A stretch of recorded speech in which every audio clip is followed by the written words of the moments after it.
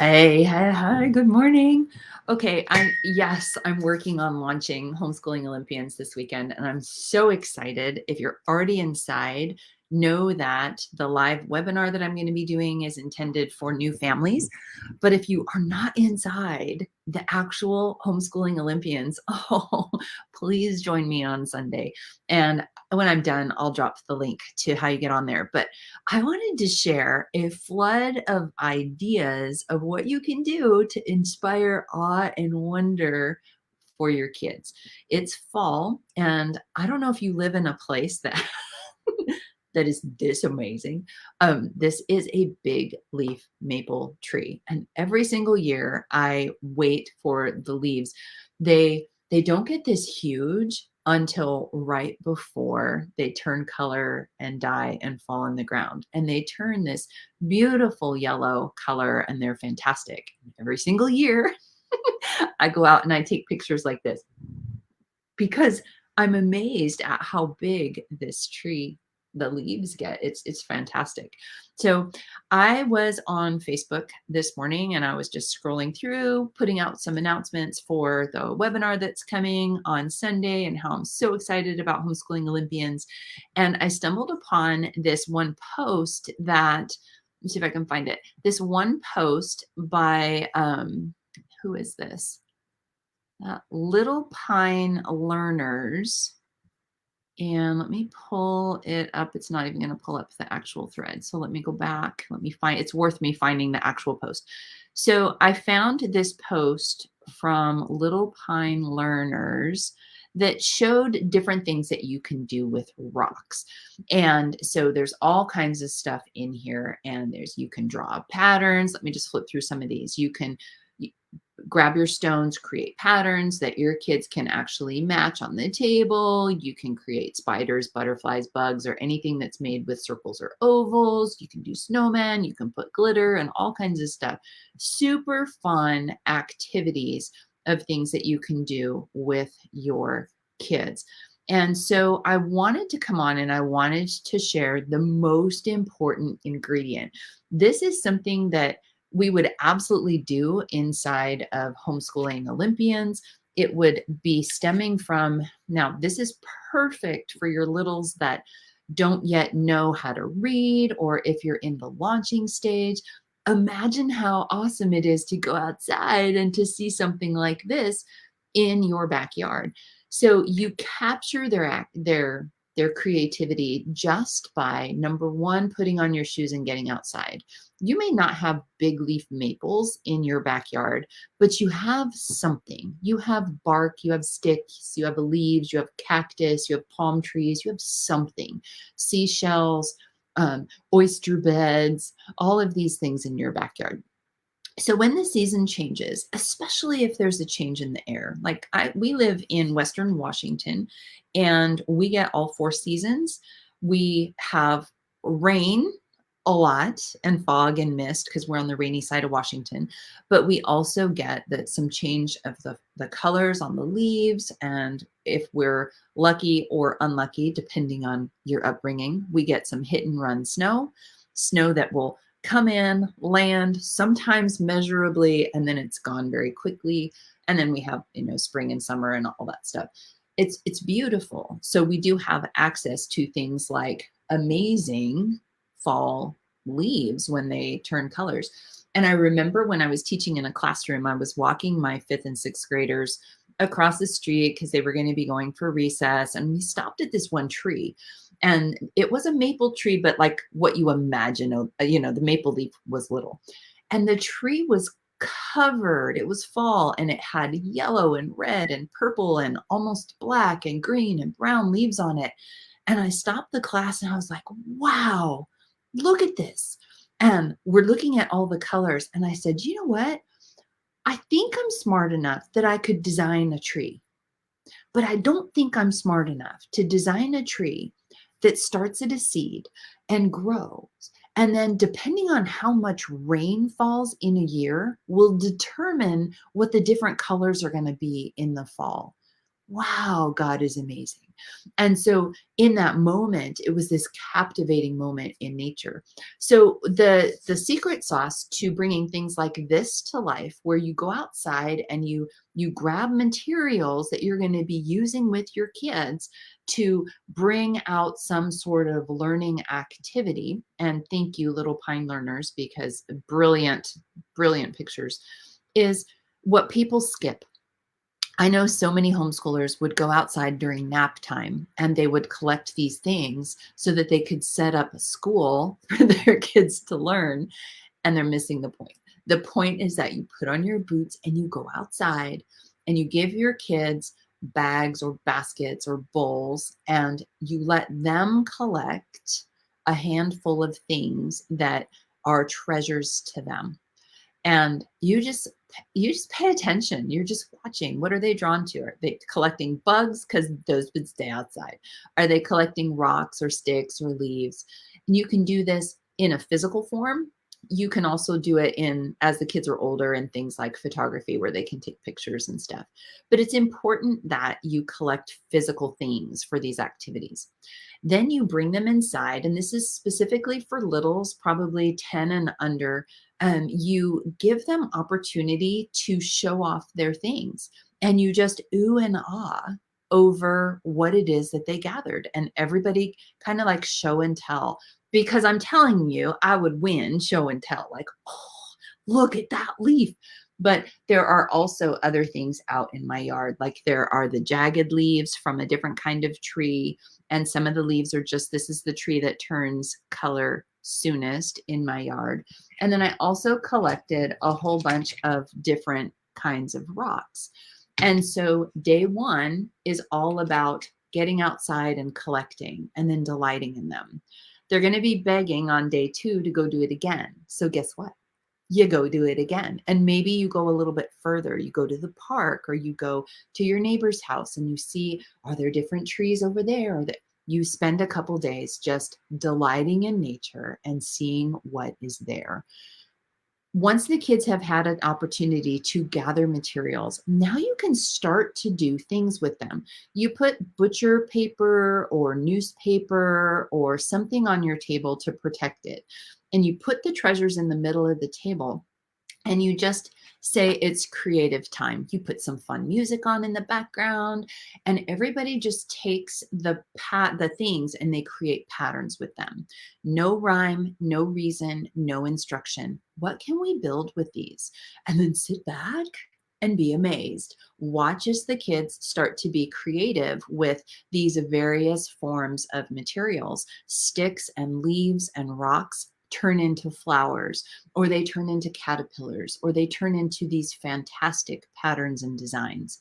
I used to be amazed. One of my kids, Isaac, our number 3 child, who is our musician, I swear he sees patterns in everything. It's tied to his musical abilities, but he could take things like math manipulatives or things from nature and create amazing mosaics out of. They were fantastic mosaics.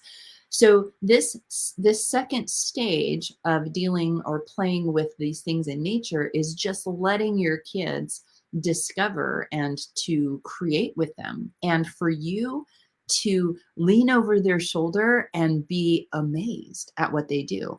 And they need to hear it. They need to see it on your face that you're super excited and stunned by how creative they are. But they also need to hear it in your voice. And you need to take snapshots and pictures so that you can show daddy when he gets home from work or grandma when she comes over for tea. Because the part of the creative piece of cultivating a child that loves to learn and is free to create is delighting in their ideas and celebrating when they do something that's outside of the norm. So they just build patterns. They just build patterns. That's the whole day. You're not trying to degrade them. You're not trying to judge them. You're just letting them create patterns.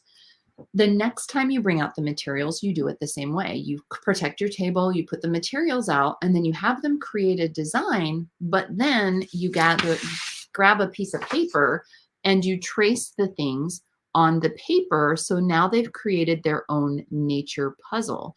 So at any time in the day, they can take out those things and they can complete their puzzle. Looks easy, but it's not. It's like their own version of those tangram type puzzles where you're trying to fit the right pieces. And if they're like me, they may have grabbed a rock that has very different shape depending on which way that they're holding it. So it's a problem solving type puzzle. Super great to do that. And that's the whole activity that day. This is kind of like creating a sensory play station like you would do in a Montessori type school, but you're doing it with things that you have gathered with your kids, and then you're bringing them out to use them in magical, wonderful ways. And you can let your imagination run with you, just like in over here where she created snowman shapes. They can put the snowmans in there and you can decorate them with things that the kids would like. You can go back to where I can actually flip through the page. You can read a story about spiders, and then you can see if you can create something about spiders. You can make these patterns with the rocks or the leaves, and then you can make snacks that look like spiders and all this stuff. So you use the materials to bring out creativity so that the kids are looking, but they're looking at it from a different angle. It's not just a rock. It can be a spider, a snowman, a planets circling the sun, and you can create. If I think about Melissa's kids who I got to visit yesterday, I could imagine her son taking these materials and creating an entire universe for his creatures that he creates out of Legos. And I'm telling you, they would have life cycles and challenges that they overcome and superpowers and all the things. And he would be able to incorporate what he's already creating with Legos with these natural things. Super cool. But you can also take things like this with older kids where you can break down a word, like my favorite word. Let me actually just type it in so that you have it. It's my favorite word. I was reading a story with Isaac when I bet you can guess. If you've been following me, I can't spell and talk at the same time. If you've been following me for a while, you know that I love this word. It's phantasmagoric. And Isaac and I were reading a story together because you never stop reading to your kids. Not until they leave home. You read things off of boxes and you stop them in the bookstore and you read Goofy like the pout pout fish with the pout pout face, even to your kids that are 6'2" sitting in the same room. Phantasmagoric. You can take these materials and you can write the letters of a chunky, hard word that you want your kids to. Don't tell me that they can't do this just because they're 5. They love fun sounding words. If they can say Tyrannosaurus Rex, they can say phantasmagoric. But you use the rocks, you use the pieces to spell out the word, and then you take the syllables and you space them out. So you have fan, and then you have Taz, and then you have ma, and then gore, ick. And then you teach them how to say the word, and you scramble the letters and see if you can put it together. And within a couple days, they're spelling this massive word that they didn't even know existed a few days ago.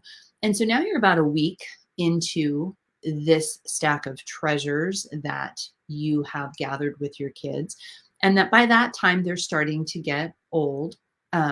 They're probably tattered and torn. The kids are probably wanting to just do other things with them. And at that stage, you can do a couple things. Number one, if you've played with sight words or big words like phantasmagoric, you gather them in a different way. You write them on popsicle sticks, or you put them on index cards, and you put them in a jar or a container on the table that then can be a challenge. At any given point in time, you can pull that out of the jar and say, we must use this word in the next 5 minutes. Otherwise, the floor is lava. And so then you can make it fun.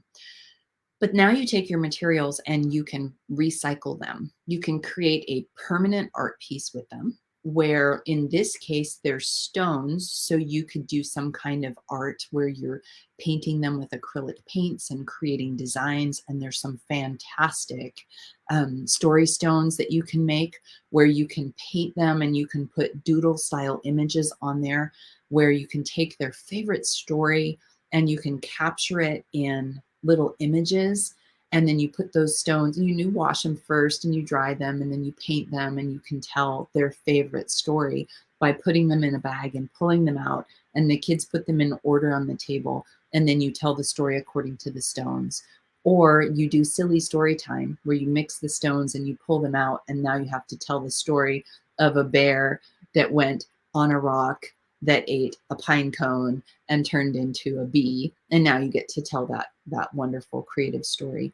And then you can just recycle them. If you have older kids that have a lot of activity, you take your sidewalk chalk and you go outside and you do things like you create a giant tic-tac-toe, and you paint an X on one set of rocks and O's on the other set of rocks, and you stand, well, you can do it right there where you play tic-tac-toe, but then you can play toss tic-tac-toe. This is like an endless set of activities that you can do just because you took 2 to 3 days to go outside and to explore nature. You gave your kids time to explore the materials and to do what they wanted.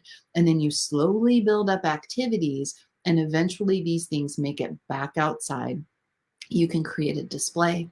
You can make a safe target where I used to do, we didn't do it with rocks. We did it with like Velcro and stuff where I'd put sight words on the wall, specifically for Stephen, our youngest busy bee.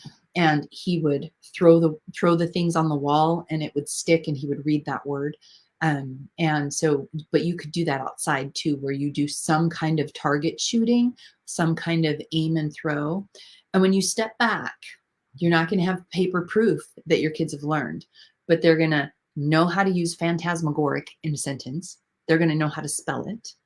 You can also take those rocks and mix and match them and see, I wonder how many words we can make with the letters from the word phantasmagoric.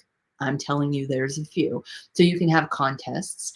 So they're going to spell, they're going to know new words. They're going to have developed fine motor skills, picking things up and tracing things. They're going to have developed and worked on gross motor skills as they pick up big things and move them around. Hand-eye coordination as they put rocks and things into spaces. They're going to be working on problem solving and grit and creativity. And most importantly, they're going to be excited. And so the next time that you do an activity, you will know, okay, I need to incorporate a little bit of outside and then bring it in and give them free play time to discover their materials. And then I need to slowly move towards learning activities, and I can build towards that bigger and bigger activities. It takes time. We're trained to think. We do lesson 2 in the language arts book to teach how to spell phantasmagoric. And they write that word 12 times. They use it in a sentence. They use it in a paragraph, and then you test them on Friday. Boring. The kids can smell that from a mile away. That does not mean anything to them.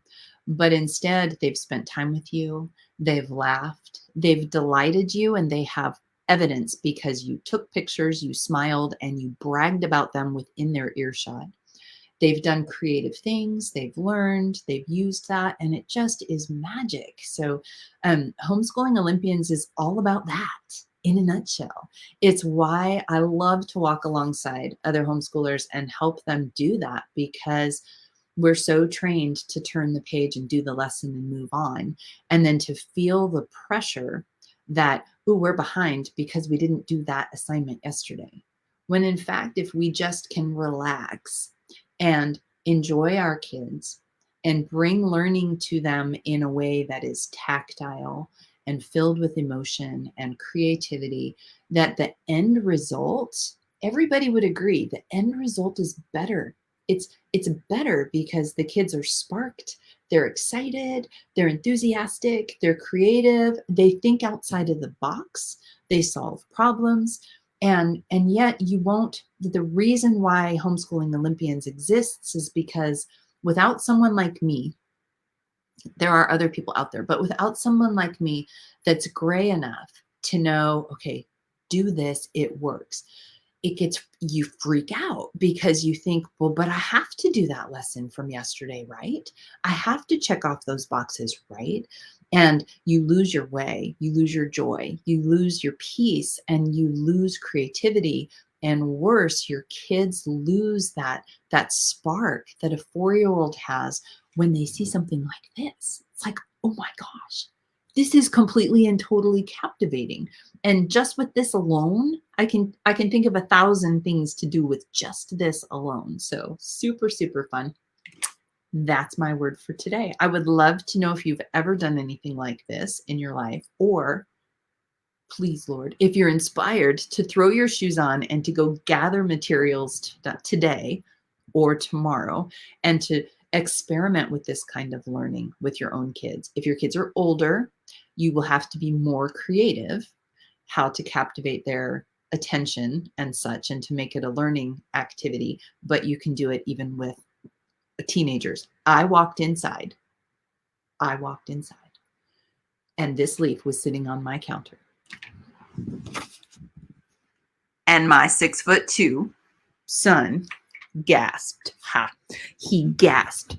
What are you doing? Because he loves nature. So anyway, that's it. Let me know what you think. If you have questions, let me know. Let me know if are you attending the webinar on Sunday? Bekki, what webinar? I can't find the link. Or if you're already inside Olympians. So let me know either way so that I can see who's seeing this, who's not seeing it, and make sure that I get the information to the right people. Love you guys. Have a great day.